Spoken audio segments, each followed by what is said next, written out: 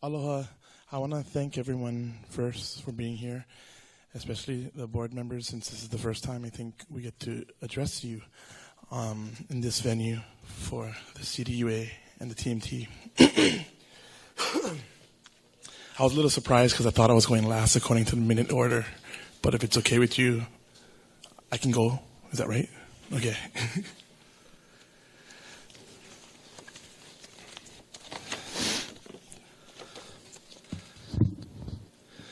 O Kamahana, ko inoa, o Kealoha, ko ohana o ko papa, o iona, ka ohana o ko mama. Maluna o na hanaona, ma loko o na hanaona, o iona, a hiki I ku'ukupuna o kane ka vailani. Ko'u, kumai ko'u, kuliana I ke ia hana no ku'ukupuna o Lilinoi. A ole o wau wale no, he mama o Lilinoi, a ka o Lilinoi he po'e maoli.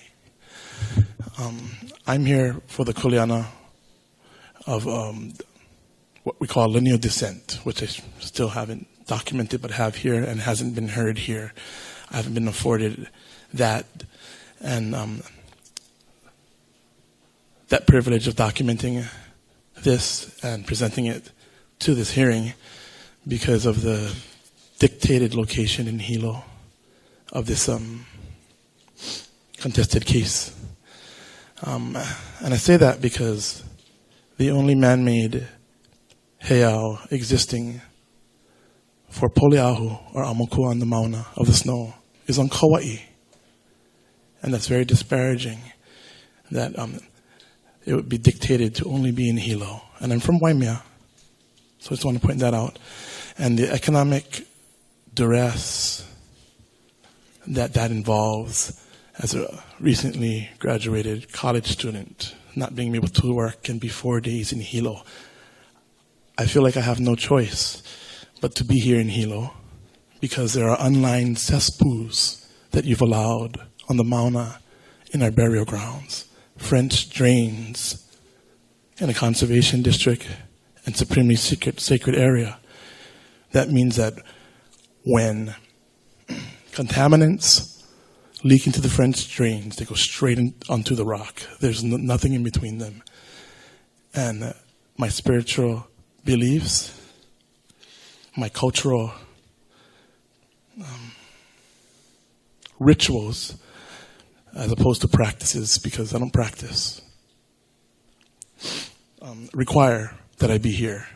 And in essence, if I'm not here, there's feces potentially on the iwi and bones of my ancestors, and the burial grounds, which I consider a living tradition to be buried. And that, as evidenced by the recent amendment to law decriminalizing the preparation of the body for Hawaiian culture, according to Hawaiian cultural standards. I believe that soon, and I hope that soon, I think the trend is that way, being that the decriminalization of preparation of the body for burying in a cultural Hawaiian style has been decriminalized, would assume that we would want to be buried somewhere that was a burial grounds of our people. And that's what I consider my traditional burial grounds.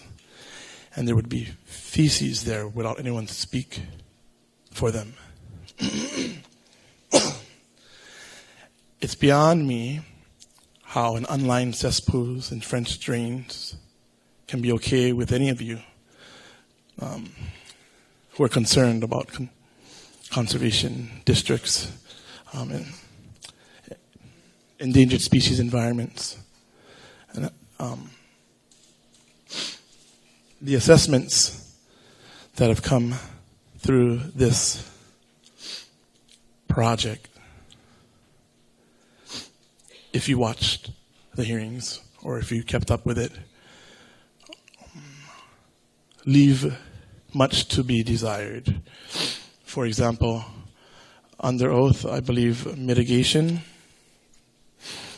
we found to be a term used very insidiously. It has to, according to the witnesses under oath here, intend to mitigate and not actually mitigate anything, mitigate any impact. It has to be intended. It doesn't have to prove mitigation actually will occur. That's disparaging in a conservation district and supremely sacred area. Maybe many of you, or maybe not, maybe some of you do understand, but my kupuna from 100 generations ago, my burial grounds, which I consider a living tradition, because I still got to get buried somewhere, may be far and remote for some of you to understand as personal and actually affecting you. And I just want you folks to keep an open mind to that. I'm really restraining myself, but feces in a burial ground, unlined cesspools, that just says it all for me.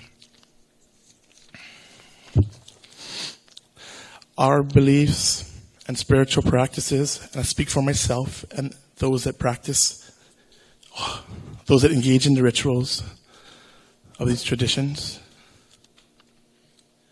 are not merely superstitions. When I say that Lilinoy is my grandmother, she's a real person that existed and lived, just like the pharaohs of Egypt.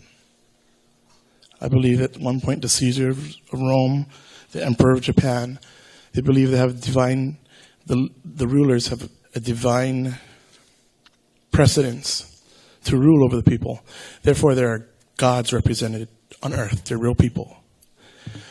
I understand that when our ali'i, or rulers, passed away, they were further deified because they were considered immortal. So these are real people and not superstitions.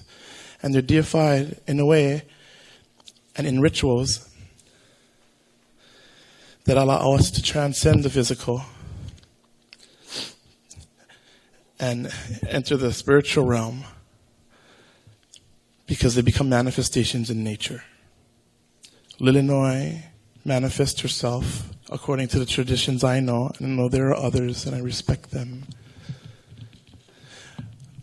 She manifests herself as the physical, natural appearance of the mist on the mountain, at the summit region and above. So that's 9,000 feet and above, I believe, if I'm not mistaken. Right where the observatory is. And that is also a real thing, these natural manifestations. And they're not just superstitions. What is sacred in the traditions I know are essential human necessities. And the mists represent water. We can't live very long without water. That's sacred to us. Can't live very long without clean food. That's sacred to us. It's not a superstition. It's something practical. And I know you folks, I'm talking to you for the first time, so I appreciate you folks. And I'm sorry if I seem a bit severe, but it's kind of intense when I think about the unlined cesspools and the feces in the conservation district, supremely sacred area. It's almost as if I'm being told by the process, hey, never mind about all those feces on your burials. What's wrong with you? Just wait a little longer.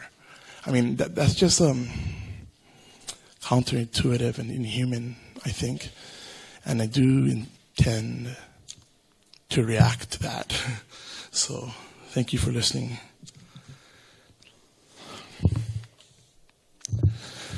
One of the disparaging moments of these hearings, I feel I want to bring up now, is the motion for quo warranto, which is a demand for jurisdiction and civil liberty, I believe, for amendment to the Constitution.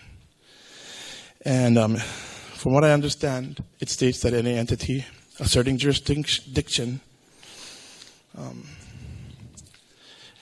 must prove that jurisdiction, especially when it's a government entity.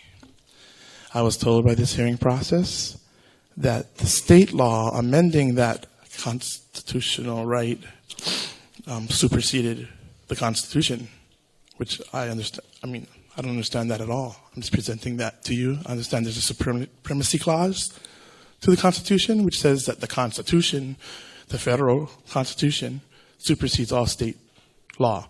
So I thought that was very disparaging that I was sold that. I didn't buy it. The fact that there's master plans being created that aren't followed seems like this whole process is disingenuous. Why have a master plan, pay for it, and then not follow it? That appeared to be the case many times, as we discovered more and more through these hearings. One of the most subjugating, and I'm talking about injury, and it's happening right now. This injury is happening right now. I can speak for myself, coming from Nanakuli this morning at 5 o'clock, not being able to sleep, get the money together for this. And you guys are coming from Honolulu. And so am I. And we're here in Hilo. Maybe you have that money to spend and blow, or maybe somebody's paying for you to be here. But 4 days a week, without a specific deadline, and how can you work when you're 4 days a week in Hilo and you live in Nanakuli? Who's going to hire you? It's really hard to get a job. You subjugated, I mean, not personally, but the process is subjugated. I believe the largest tax bracket, and that's those in the poverty level and below.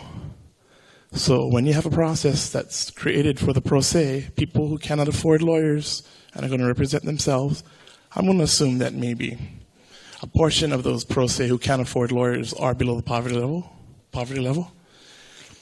From what I understand, this hearing process is set up by law to protect that that pro se population, and afford them their civil liberties and rights, so that they're not prey and they don't clog up the judicial system.